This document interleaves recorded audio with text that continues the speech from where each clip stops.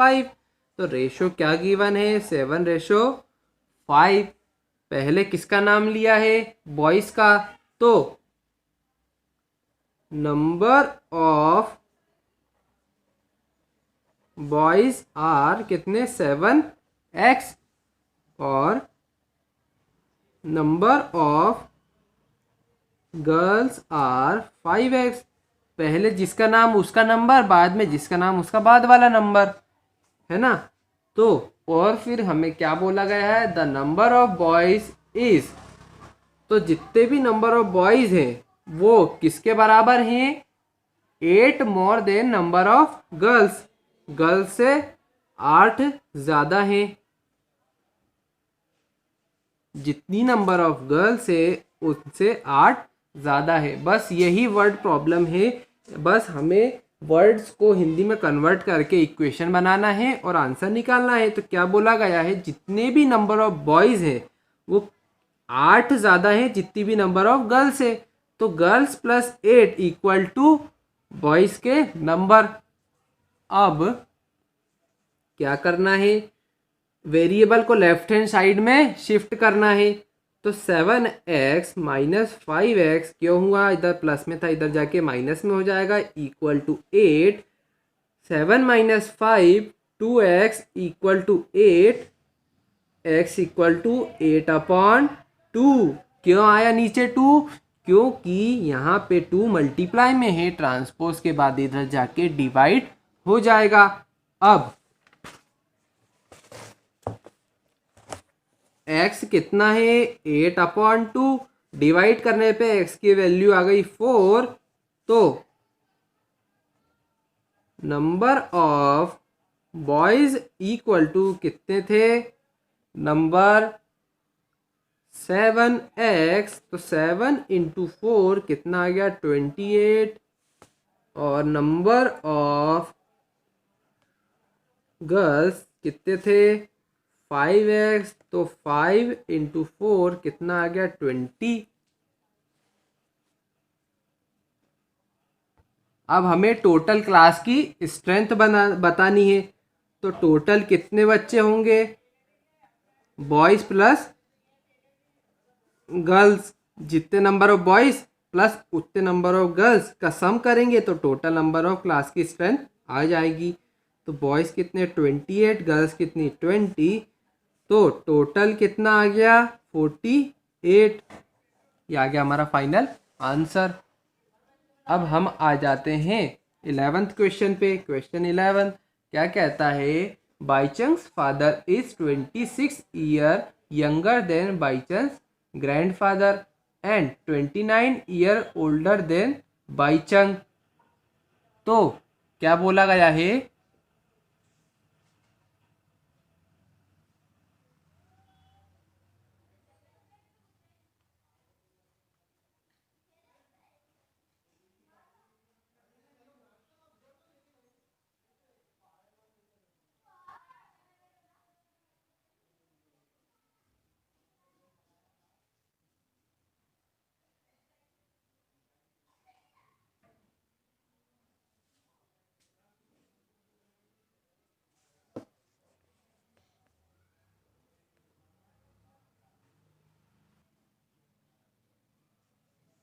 हमें बताना है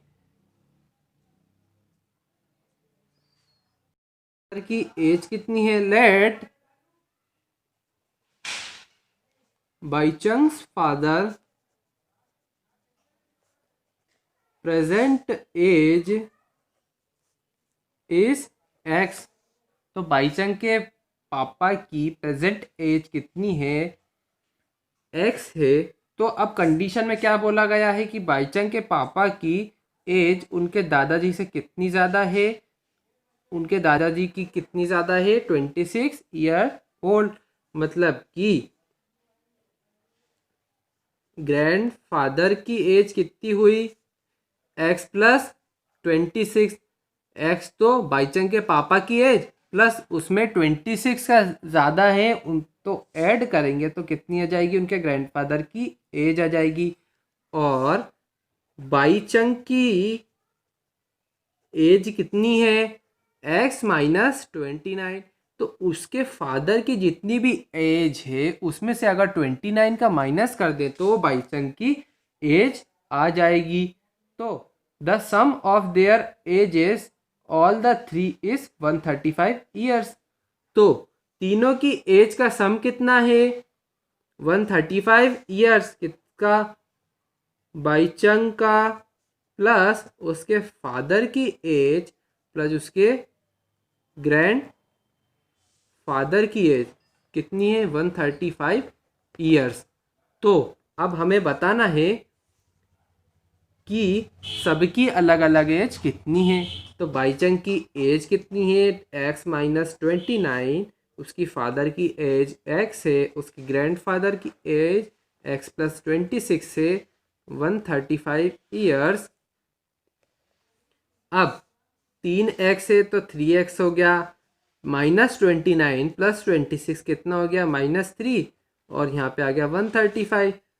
3x इक्वल टू, यहाँ माइनस में था, इधर जाके क्या हो जाएगा? प्लस में हो जाएगा। तो 3x इक्वल टू 138, और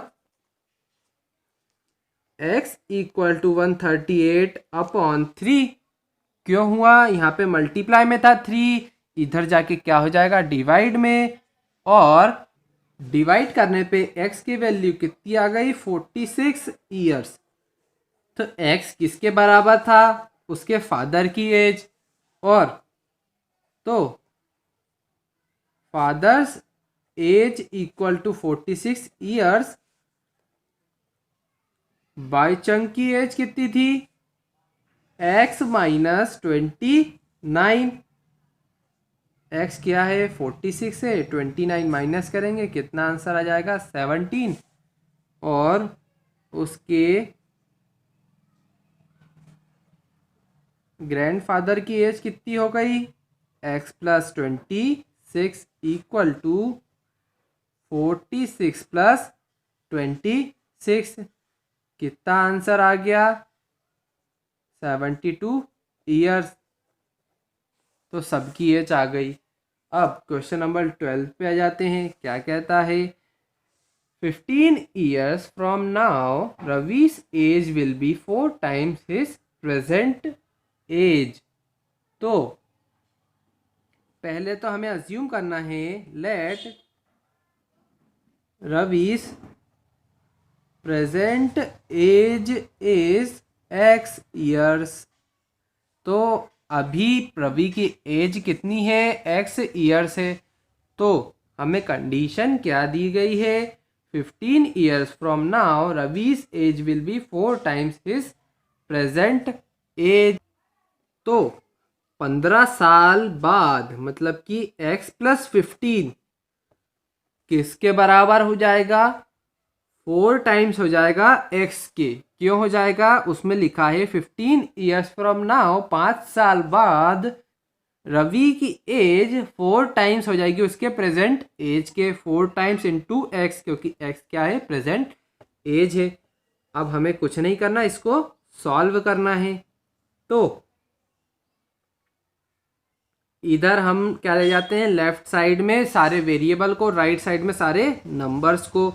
तो x minus 4x equal to -15, क्योंकि इधर ये प्लस में था। अब x माइनस 4x कितना हो गया? -3x, और -15 ऐसा कि ऐसा।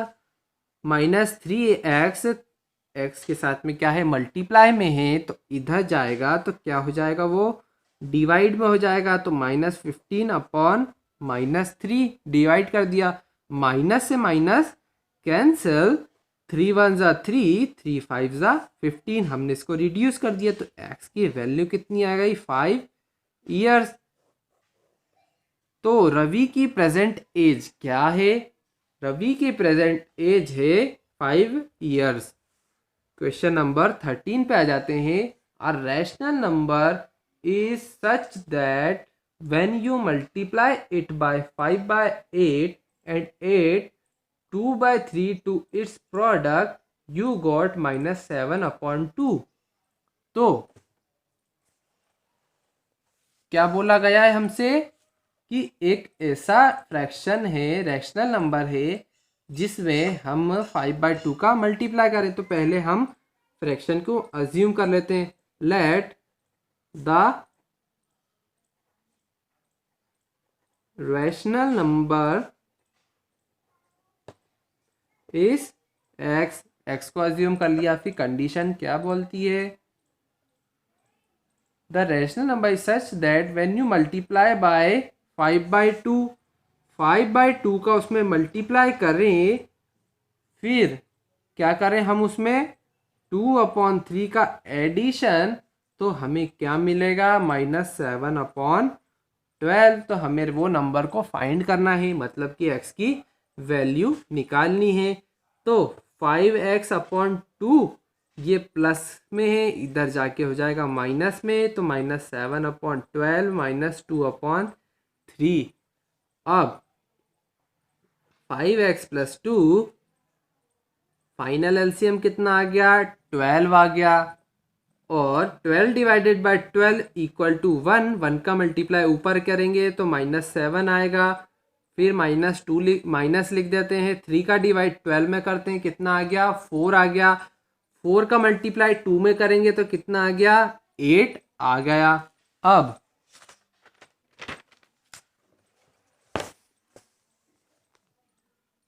5x/2 = -7 + -8 कितना होता है, -15/12।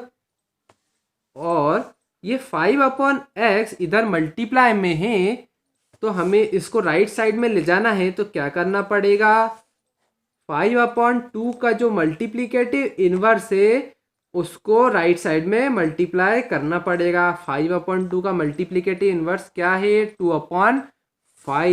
तो -5 15/12 में किसका मल्टीप्लाई करना पड़ेगा, 2/5 का। अब सिंपल हमें काटना है, रिड्यूस करना है। 2 1 ज़ा 2, 2 6 ज़ा 12, 5 1 ज़ा 5, 5 3 ज़ा 15, और 3 1 ज़ा 3, और 3 2 ज़ा 6। तो फाइनल आंसर कितना आ गया हमारा, -1/2। तो नंबर कितना है, -1/2 है। Number 14, Lakshmi is a cashier in a bank.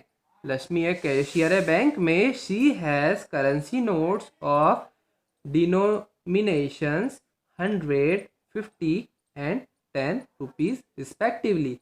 The ratio of the numbers of these notes are 2:3:5. The total cash with Lakshmi is 4 lakh rupees. How many notes of each denomination does she have? तो हमें बताना है कि 100 के कितने note हैं, 50 के कितने नोट हैं, और 10 के कितने नोट्स है, जबकि उसके पास टोटल कैश कितना है, टोटल कैश है 4 लाख रुपीस, 4 लाख के उसके पास पैसे हैं, और वो बैंक की एक कैशियर है। तो अज्यूम करते हैं, लेट